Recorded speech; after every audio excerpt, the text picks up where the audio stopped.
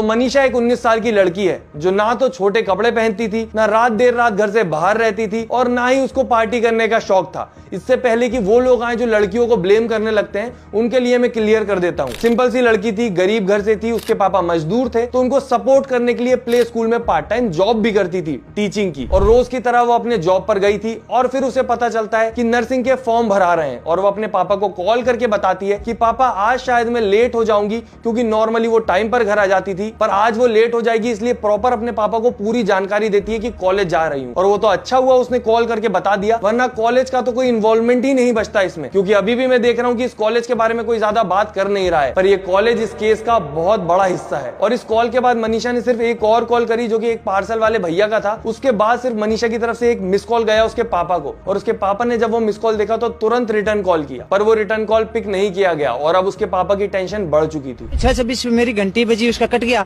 फिर मैंने 6:26 मतलब पूरी नहीं हुई थी, कुछ सेकंड बची हुई थी, मैंने उसके साथ अपना फोन उठाया, साथ ही साथ कॉल किया, फोन बंद था। कल रात में उसका फोन 12:04-5 के ऊपर ऑन हुआ है, उसके बाद बंद हो गया है।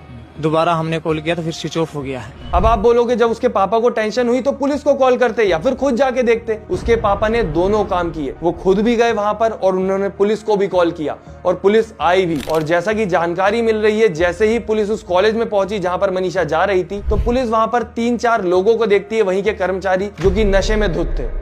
अब ये सारा सिनारियो देख के आपके दिमाग में आ रहा होगा, अब तो समझ आ गया भाई कॉलेज की तरफ से कुछ गड़बड़ होगी, तो पुलिस वालों ने कुछ स्ट्रिक्ट एक्शन लिया होगा। पर नहीं, पुलिस ने नॉर्मली उनसे पूछा कि क्या तुमने मनीषा को देखा है, उन्होंने बोला नहीं, और पुलिस अपने काम पर वापस आगे बढ़ गई। तो जब लड़की के पापा ने पुलिस वालों को बोला कि आप उनसे पूछताछ करो, कुछ पता करो, कुछ गड़बड़ लग रही है मुझे, मेरी बेटी इतनी देर तक बाहर नहीं रहती, तो पुलिस ने वही किया जो हमेशा किया जाता है, विक्टिम ब्लेमिंग। उन्होंने कहा तुम्हारी बेटी किसी लड़के के साथ भाग गई होगी, आ जाएगी 3-4 दिन में अपने शादी का कार्ड लेके, शादी करके, तब तुम्हें सब पता चल जाएगा। भाग भुग्गी होगी, आ जाएगी 1-2 दिन के अंदर, 2-4 दिन के अंदर आ जाएगी। बोला क्यों घबरा रहा है? मनीषा के पापा की हालत सोचिए आप, वो परेशानी में, अपनी बेटी के टेंशन में जिसके पास हेल्प लेने गए, वो हेल्प करने की जगह उन्हीं को डरा रहा है और उनके दिमाग में गलत गलत सिनारियो डाल रहा है। क्या हम इसके लिए टैक्स भरते हैं कि जब हमें परेशानी हो तो हमें और डराया जाए? और ये जो रिपोर्ट थी 11 तारीख को की गई थी और 13 तारीख को मनीषा के पापा को वही खबर मिली जो उनके लिए सबसे बुरी थी। और इस खबर के साथ अपनी बेटी की बॉडी की जो हालत उन्होंने देखी, वो कोई भी अगर देख लेगा तो उसकी रूह कांप जाएगी, चाहे आपका रिश्ता मनीषा से हो